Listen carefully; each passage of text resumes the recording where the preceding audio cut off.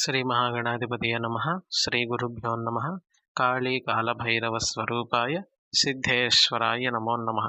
ముందుగా ఈ వీడియోను చూస్తున్న ప్రేక్షకులకి నా ధన్యవాదాలు తెలుపుకుంటున్నాను. ఎందుకంటే నేను ఈ వీడియోస్ కానివ్వండి, యూట్యూబ్ ఛానల్ కానివ్వండి, నాకు లైకుల కోసమో, షేర్ కోసమో, లేదా వ్యూస్ కోసమో, సబ్స్క్రైబర్ల కౌంట్ కోసమో నేను పెట్టలేదు. గురుదేవుల యొక్క అనుగ్రహం ఎలా ఉంటుందో నలుగురికి తెలియజేయాలనే ఒక సంకల్పంతోటే నేను ఈ ఛానల్ పెట్టి ఈ వీడియోస్ చేయటం జరుగుతుంది. నన్ను కామెంట్లతోటి, అలాగే లైకులతోటి చాలా ఉత్సాహపరుస్తూ మరిన్ని వీడియోలు చేయటానికి నాకు సపోర్ట్ చేస్తున్నందుకు మీ అందరికీ చాలా ధన్యవాదాలు తెలుపుకుంటున్నాను. ఇకపోతే జ్యోతిష్య శాస్త్రాన్ని సైతం గురుదేవుల యొక్క అనుగ్రహం ఎలా శాసించిందో నా జీవితంలో జరిగిన ఒక ఘట్టాన్ని మీకు వివరించే ప్రయత్నం చేస్తాను. ఒకసారి నేను తిరుపతి శక్తిపీఠానికి స్వామివారి దర్శనార్థం వెళ్ళాను.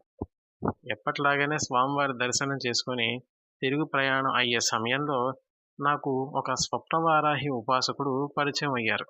ఆయన కూడా గురుదేవుల దగ్గరే మంత్రదీక్ష పొంది లక్షలు జపం చేసి ఒక స్థాయిలో ఉన్నటువంటి పెద్ద జ్యోతిర్విద్వాంసుడు అనేది తెలుసుకున్నాను. ఎంత జ్యోతిష్యం మీద పట్టు సాధించాడంటే రోజుల మీద చెప్పేస్తారు, నీకు తర్వాత ఇలా జరుగుతుంది అని. అంత పట్టు సాధించిన వ్యక్తికి నాలాంటి సామాన్యుడితో పరిచయం ఏర్పడటం ఇది గురుదేవులు ప్రసాదించిన మహద్భాగ్యం అని భావించాను. నన్ను ఒక మెట్టు పైకి ఎక్కించడానికే ఇలాంటి పరిచయాలు గురుదేవులు నాకు ప్రసాదించారు అని నాకు అర్థమైంది. తర్వాత ఆయన కూడా నేనంటే ఎంతో ప్రేమను చూపించి నన్ను ఒక స్నేహితుడిలాగా భావించేవారు. కొన్నాళ్ళకి ఆయన నాకు జ్యోతిష్యం నేర్చుకోమని చెప్పేసి ఆయన జ్యోతిష్యం నేర్పారు. ఎంతో జాగ్రత్తగా గురుదేవుల ప్రసాదంగా నేను భావించి జ్యోతిష్యాన్ని చాలా జాగ్రత్తగా నేర్చుకున్నాను. ఎవరు ఇంత తొందరగా నేర్చుకోలేదు అని ఒక మాట కూడా వాడారు ఆ స్వప్నవారాహి ఉపాసకుడు. వాస్తవమే. ఎందుకంటే నేను నేర్చుకునేలాగైతే ఎన్ని సంవత్సరాలు జ్యోతిష్యం పడుతుందో తెలియదు నేర్చుకోవడానికి. కానీ గురుదేవుల యొక్క అనుగ్రహం వల్ల నేను చాలా తక్కువ సమయంలోనే జ్యోతిష్యం నేర్చుకున్నానని చెప్పుకోవచ్చు.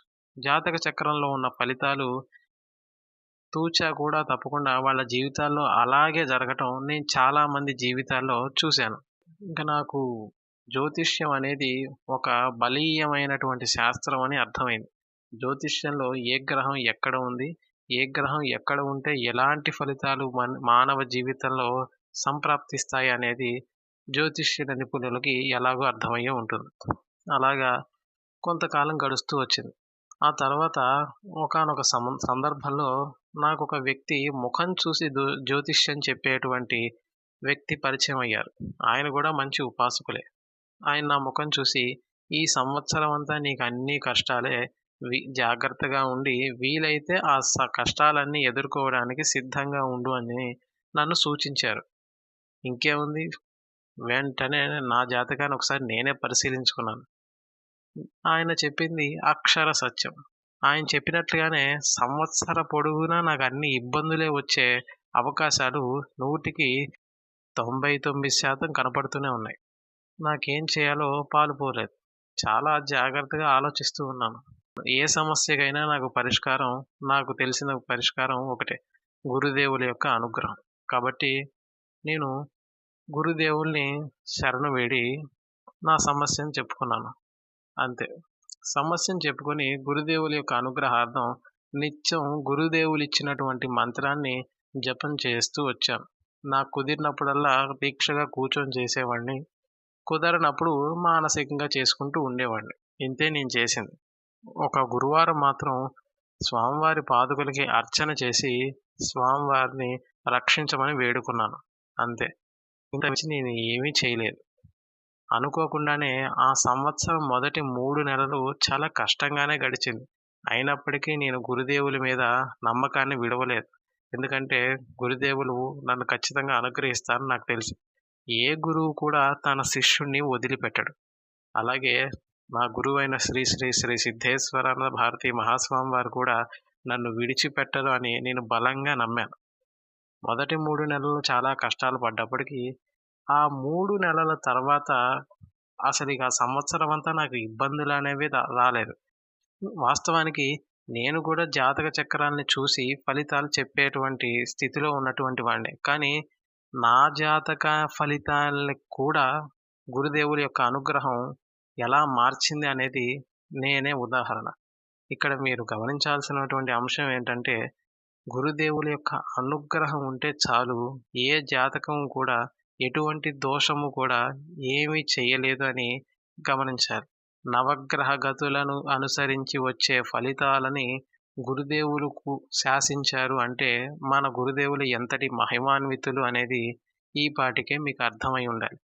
కొంతమందికి అనిపించొచ్చు, ఇవన్నీ నిజాలేనా? వాస్తవాలేనా అని. యద్భావం తద్భవతి.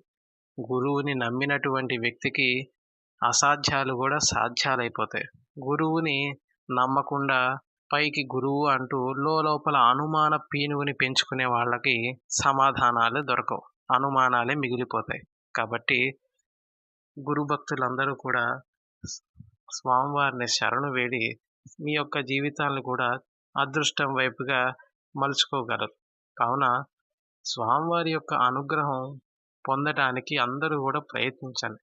ఒక్కసారి స్వామివారి యొక్క అనుగ్రహం పొందితే చాలు, దైవతా అనుగ్రహం కూడా దానంతట అదే వస్తుంది. సకల కష్టాలకి, సకల బాధలకి, సకల రోగాలకి ఒకే మందు. ఆ మందే గురు అనుగ్రహం. కాబట్టి అందరం కూడా గురువు యొక్క అనుగ్రహం పొంది జీవితాన్ని సఫలీకృతం చేసే ప్రయత్నం చేసుకోండి.